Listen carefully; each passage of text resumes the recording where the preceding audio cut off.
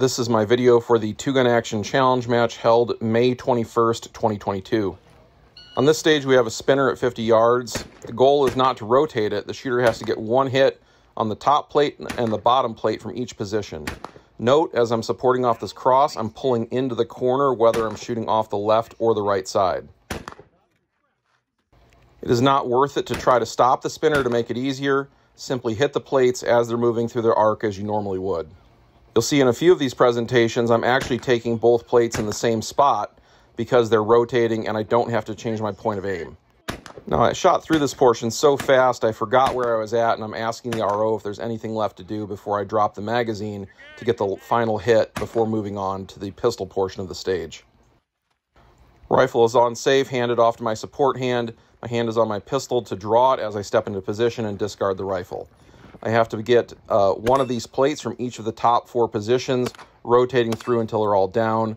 One of them is going to bounce down as it did for many shooters, and accordingly I have one less target to actually shoot.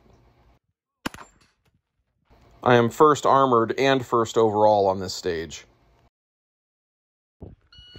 On this stage we have three silhouettes of decreasing size going left to right out at 175 yards. From this side of the barricade, the shooter must use their left shoulder.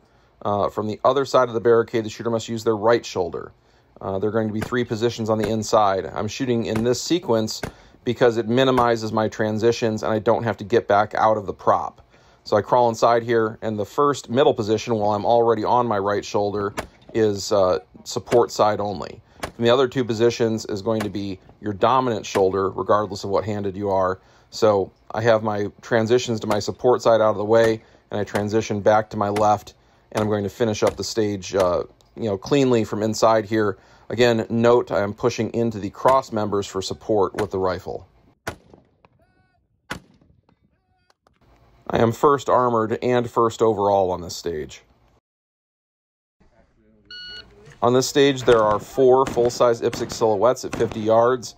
You have to shoot them from your strong side, then transition to your support side from each of these four positions going across the range.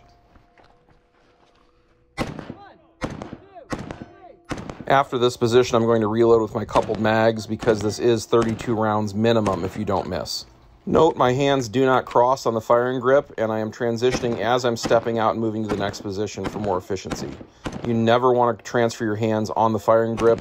The chances of having a negligent discharge doing so are very high. The rifle I'm using at this match is the 14.7-inch What Would Stoner Do upper with 12.5-inch carbon fiber handguard. It is a ballistic advantage mid-length gas barrel. It'll be available with various pinned muzzle device options or bare for you to install yourself.